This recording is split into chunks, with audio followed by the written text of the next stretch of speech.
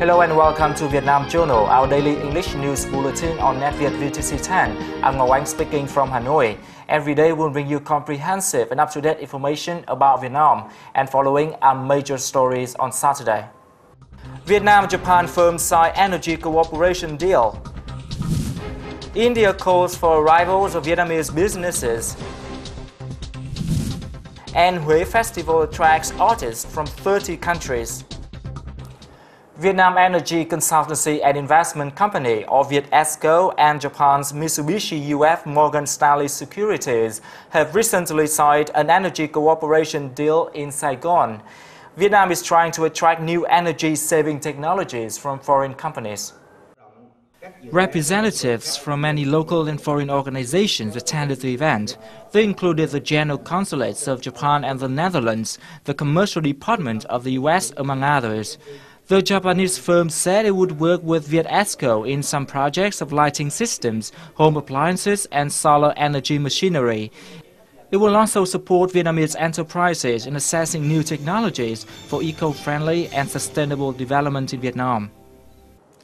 Vietnam Central Bank on Friday announced it would reduce the deposit rate cap to 12% from 13%, in line with its target to bring the ceiling to 10% by year-end. The reduction is set to result from the stabilizing macroeconomic situation, slowing inflation, improving bank liquidity, and ample lending funds.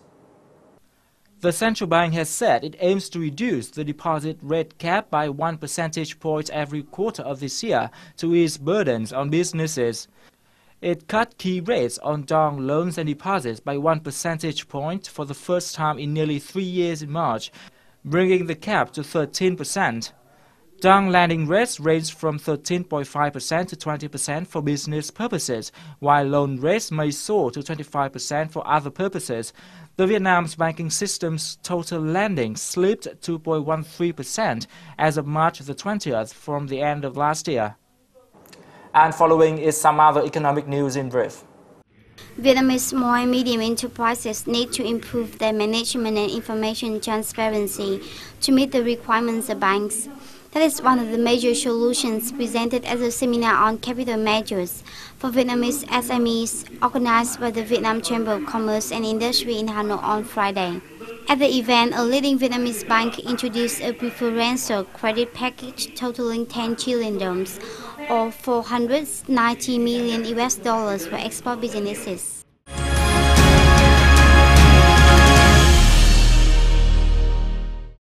The chemical processing equipment plant unit of South Korean investor Doosan Heavy Industries Vietnam exported the third batch of made in Vietnam high-tech chemical processing equipment to Turkmenistan on Thursday.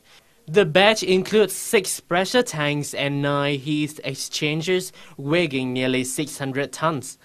The plant produces heavy equipment for Doosan Vina and Doosan Group of South Korea.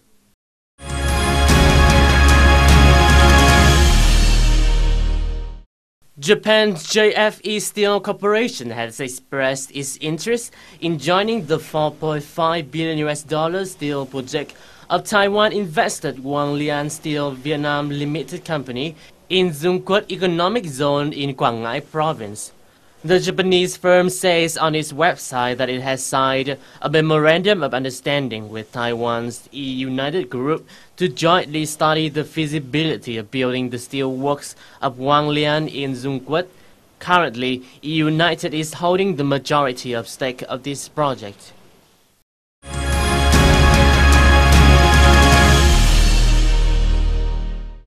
Holland has announced that Vietnam's panga fish consumption in 2011 soared to 5,500 tons from 4,600 tons in 2010.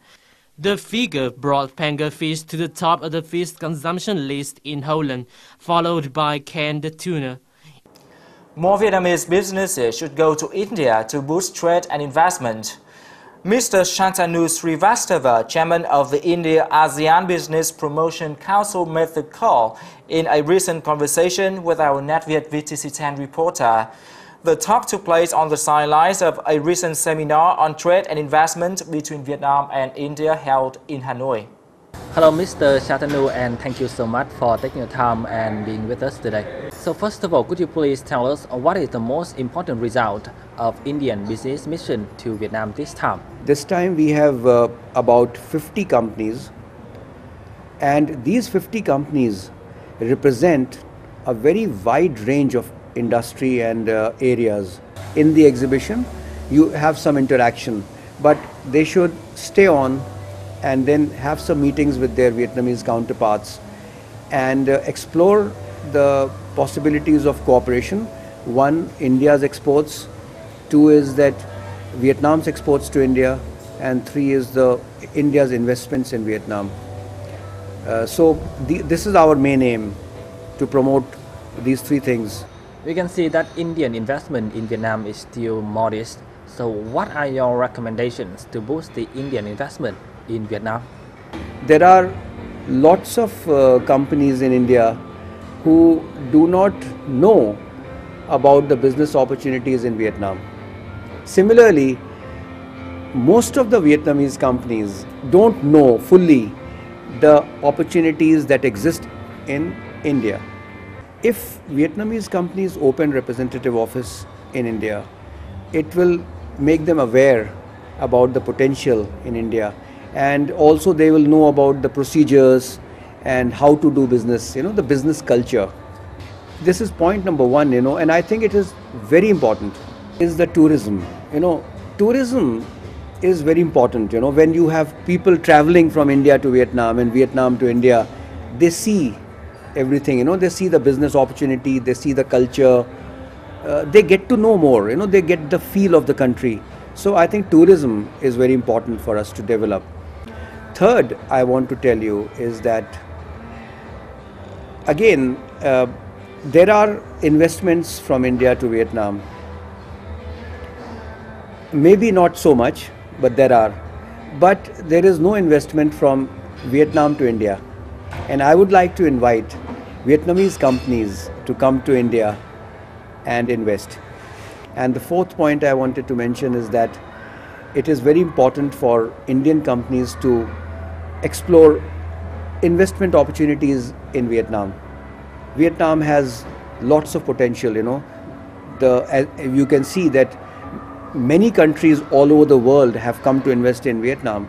So Indian companies should also look at Vietnam for investment, whether it is infrastructure or power sector or education, healthcare, information technology, or agricultural processing, human resource development. It could be, it's vast. There is huge potential in Vietnam for investment by Indian companies. So what are your suggestions for Vietnam to better tap the huge market of India? India is moving forward. Indian economy is growing, and this is the time for the Vietnamese companies to take advantage of that, and they should take India more seriously for export of their goods and also for investment. And in Assocham, we will be very happy to help them to set up offices there, to help them with the procedures. And as I said, personally, I am always willing and I am available with my 30 years of experience of promoting cooperation between the two countries. So I'll be very happy to help. So once again, thank you very much, Mr. Shantanu, for taking the time and being with us today.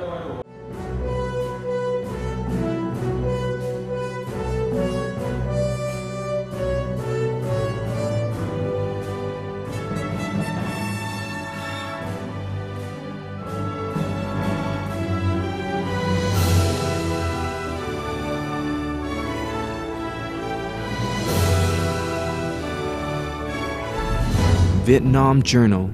It's not just news, it's life in Vietnam. Welcome back to our news bulletin. This year's Hue Festival is underway in the former imperial city of Hue from April the 7th to the 15th. The event is expected to attract the participation of 40 different groups of performers from 30 countries around the world.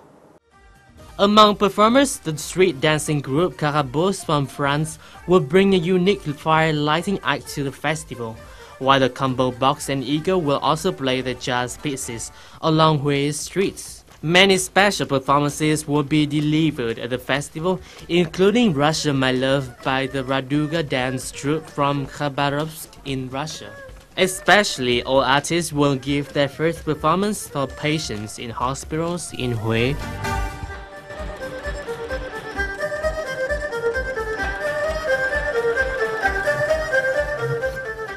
Due to urbanization, many Vietnamese villages have turned into modern streets with high buildings.